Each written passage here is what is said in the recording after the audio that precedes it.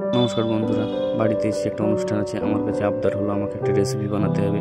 আমি চলে আসলাম কাতলা রেজালা বানাতে। ফ্রাই প্যানে তেলটা ভালো করে গরম করে মাছটা ফ্রাই করে নিলাম। এরপরে এই গরম তেলে একটা মশলা আমি বানিয়ে নেব। আদা রসুন পেস্ট, গোটা গরম মশলা, তেজপাতা দেওয়া হলো।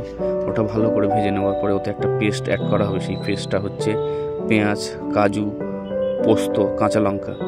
এই গ্রেভিটা যখন তেল ছাড়তে শুরু করবে, তারপরে এটাতে হালকা একটু টক দই অ্যাড করা হবে। যেহেতু এটা সাদা কালার হবে, তাই হলুদ বা লাল লঙ্কা ইউজ হবে না। যখন এটা সুন্দর একটা কালার ছাড়তে শুরু করবে, অল্প জল অ্যাড করে সেটাকে ভালো করে ফুটিয়ে নেওয়া হবে। এরপরে মাছটা দেওয়া হবে এই গ্রেভিতে, মাছটা সেদ্ধ করে নেওয়া হবে। এখানে কিছু মশলা আমরা অ্যাড করে নেব। যেহেতু মাছ ভাজার সময় লবণ দেওয়া ছিল, লবণটা ইউজ হবে না। এবার আমরা ইউজ করবো একটু জিরে গুঁড়ো, ধনে গুঁড়ো, মরিচ গুঁড়ো এবং মৌরি গুঁড়ো, গরম মশলা, হালকা একটু ঘি। যখন এটা বানানো কমপ্লিট, খেতে কেমন সুস্বাদু হবে দেখেই বোঝা যাচ্ছে। আপনারা বলবেন বন্ধুরা।